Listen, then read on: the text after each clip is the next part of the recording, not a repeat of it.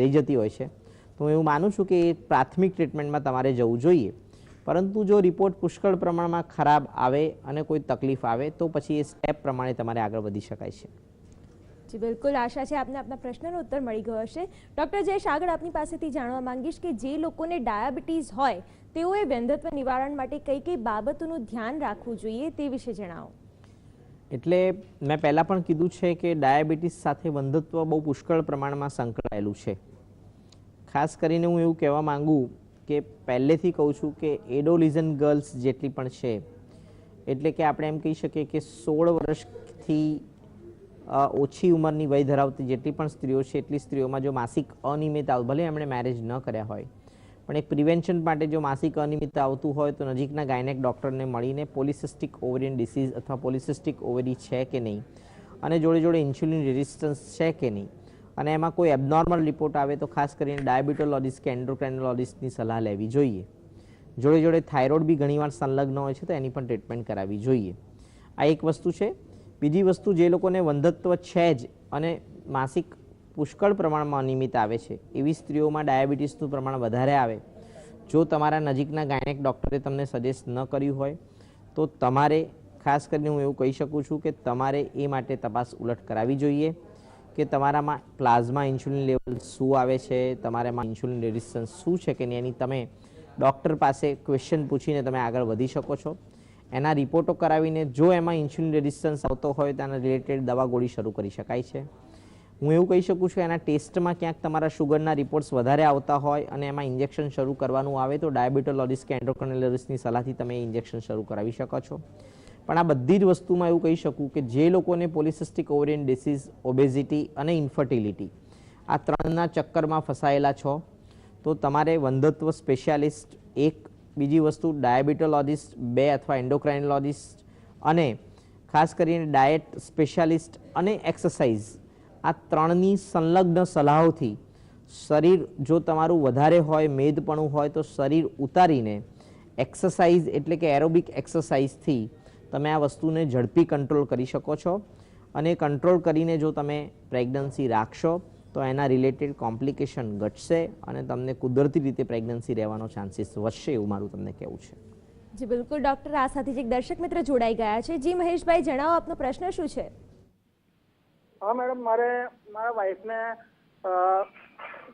Diabetes છે. એમને પહેલા મારે બેબી છે, સેકન્ડમાં અમારું ચાઇલ્ડ હતું તો એને ડિલિવરીના 12 દિવસ પહેલા જ અંદર પેટમાં એક્સપાયર થઈ ગયેલું.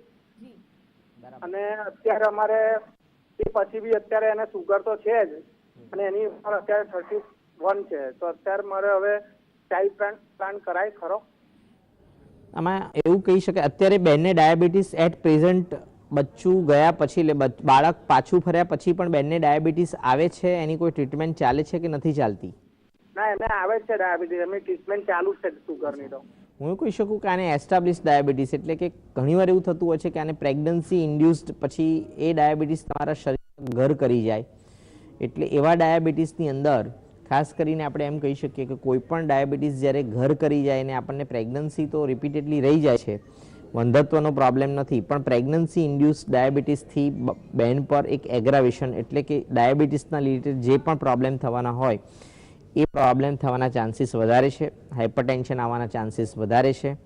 એવું બની શકે કે તમને અધૂરા મહિને બાળક આવવું, એના રિલેટેડ ખોળખાંપ આવવી, બાળક ગમે ત્યારે જો તમારું ડાયાબિટીસ નોર્મલ, એટલે જ હું ખાસ કહેતો હોઉં છું કે એ જે પણ હોસ્પિટલમાં તમે ગાયનેક ડૉક્ટર સાહેબને બતાવો છો એની સાથે સાથે સંલગ્ન તમે ડાયાબિટોલોજિસ્ટ અથવા તો એન્ડોક્રાઇનોલોજિસ્ટની સલાહથી તમારું ડાયાબિટીસ પુષ્કળ પ્રમાણમાં જો કંટ્રોલમાં રાખશો તો તમારી પ્રેગ્નન્સી સેફ જઈ શકે છે.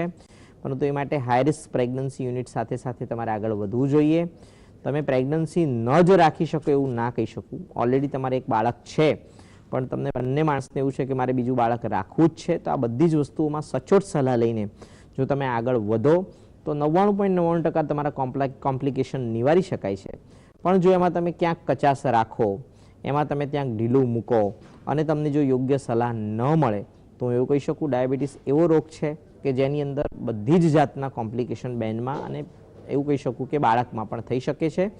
એટલે યોગ્ય જગ્યાએ હાઈ રિસ્ક પ્રેગ્નન્સી યુનિટ અને બધી જ યોગ્ય સલાહ અને ડાયાબિટોલોજિસ્ટ અને એન્ડોક્રાઇનોલોજિસ્ટની સલાહથી જો તમે આગળ વધો તો તમે ત્રીજી પ્રેગ્નન્સી રાખી શકો છો, એવું મારી તમને કહેવું છે.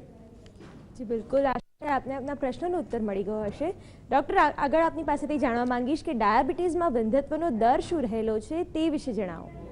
ડાયાબિટીસમાં વંધ્યત્વનો દર કેટલો રહેલો છે? મેં પહેલાં બી કીધું છે કે ખાસ કરીને સ્ત્રીની અંદર જોવા જઈએ તો જેટલી બી પોલિસિસ્ટિક ઓવરી, જેટલા બી વંધત્વવાળી સ્ત્રીઓ, જે લોકોને એક કરતાં વધારે ફુગ્ગાવાળી અંડાશયની કોથળી, પોલિસિસ્ટિક ઓવેરિયન ડિસીઝ હોય અથવા તો એમને ઓબેઝિટી હોય, આવી સ્ત્રીઓમાં અથવા તો મલ્ટીસિસ્ટિક ઓવેરીઝ હોય, આવી સ્ત્રીઓમાં હું એવું કહીશું કે 50% સ્ત્રીઓમાં કોઈને કોઈક લેવલે નાના પ્રમાણનો પણ ડાયાબિટીસ, ઇન્સ્યુલિન રેઝિસ્ટન્સ જોવા મળતો હોય છે, જેને દૂર કરવો અથવા જેના માટે તાકીદે ડિસિઝન લેવું ખૂબ જ જરૂરી છે.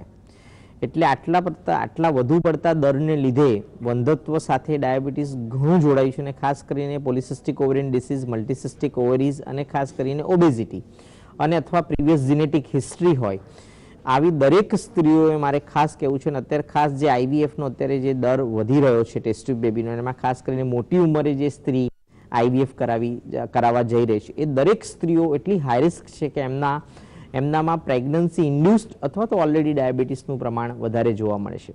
એટલે આવી સ્ત્રીઓએ હું કહું છું કે એગ્રેસિવ રીતે ડાયાબિટીસની તપાસ વારી ઘડીએ કરાવીને ચેક કરાવી જ લેવું જોઈએ કે એમનામાં ડાયાબિટીસ આવે છે કે નથી આવતું. મેં જોયું છે કે એનાથી 50%થી વધારે એબોર્શન નિવારી શકાય છે, 50%થી એવા એક્સિડન્ટ નિવારી શકાય છે કે જેની અંદર અધૂરા મહિને તમારું બાળક અંદર ગર્ભાશયની કોથળીમાં જ મૃત થઈ જાય, 6ઠા મહિને ધબકારા જતા રહે, 8મા મહિને તમારા ધબકારા જતા રહે. આ બધી જ વસ્તુમાં ડાયાબિટીસ પુષ્કળ પ્રમાણમાં મહત્વનો ભાગ ભજવે છે. મેં એવું પણ જોયું છે ઘણીવાર આ રિપોર્ટ નજરઅંદાજ થતો હોય છે અને વ્યવસ્થિત રીતે કરવામાં આવતો નથી. મેં એવું પણ જોયું છે ઘણીવાર એને બહુ લેવાય છે, એટલે કે એમ કહી શકાય કે ના, એટલું એગ્રેસિવ સ્ટેપ નથી લેવાતો અને એમાં ઘણીવાર સમય જતો રહે અને તમે એક એક્સિડન્ટમાં ઘૂસી જાઓ છો. તો આ બધી વસ્તુમાં મારે એટલું જ કહેવું છે કે એગ્રેસિવનેસ ઇઝ ધ આન્સર. ઇન્વેસ્ટિગેશનથી માંડીને જે પણ આગળ સ્ટેપ લેવા છે, એમાં દરેક વસ્તુની અંદર જે પણ ડાક્ટરો જોડાયેલા છે, ડાક્ટરોએ તાકીદે સ્ટેપ લેવા જોઈએ અને પેશન્ટને એની ગંભીરતાનો અહેસાસ કરાવવો જોઈએ. તો જ હું એવું માનું છું કે આ વસ્તુ બહુ જ ઝડપથી સારી રીતે નિવારી શકાય છે અને કોમ્પ્લિકેશન નિવારી શકાય છે. જી બિલકુલ ડૉક્ટર, વંધ્યત્વ નિવારણ માટે એક કોન્સેપ્ટ બીજો એક અસ્તિત્વમાં આવ્યો છે જે સરોગસી છે. તો આ અંગે કેટલી સ્વીકૃતિ છે સમાજમાં તે વિશે જણાવો, ટૂંકમાં જાણવા માંગીશ.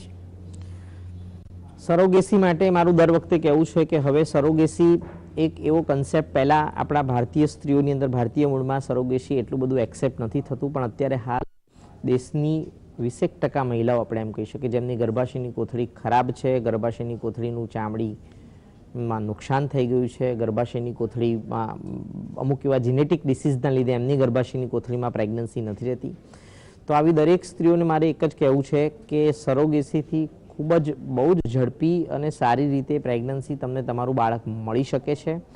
એટલે એક મેસેજ એવું જ કહેવા માંગીશ કે એ કોઈ ખોટી વસ્તુ નથી. આપણે પોતાનું જ બાળક બીજી ગર્ભાશયની કોથળીની અંદર ઉછેરી રહ્યા છે અને લીગલી જેટલું લીગલી પરફેક્ટ છે, લીગાલિટીને ધ્યાનમાં રાખીને જ આપણે આગળ વધવાનું છે. ICMR જે ગાઈડલાઇન્સને એને વળગી રહેવાનું છે અને એ પ્રમાણે જો સરોગેસીમાં આગળ વધવામાં આવે તો હું કહું છું કે સરોગેસીની અત્યારે સમાજમાં બાળક લેવા માટે ખૂબ જ પુષ્કળ પ્રમાણમાં જરૂર છે, ઇન્ડિકેટેડ કેસીસમાં, એવું કહી શકું. જી બિલકુલ ડૉક્ટર જયેશ, આપ અમારી સાથે જોડાયા અને માહિતી અને માર્ગદર્શન આપ્યું તે બદલ આપનો ખૂબ ખૂબ આભાર. Thank you. તો આ સાથે GS ડૉક્ટરમાં હાલ આટલું જ. નમસ્કાર.